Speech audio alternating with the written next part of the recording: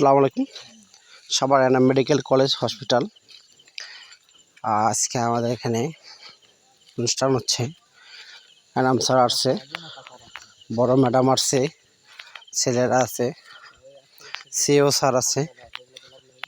খুব সুন্দর একটা অনুষ্ঠান করাচ্ছে। আমাদের এনাম স্যার এখন বেলুন উড়াবে, আপনারা দেখতে থাকুন।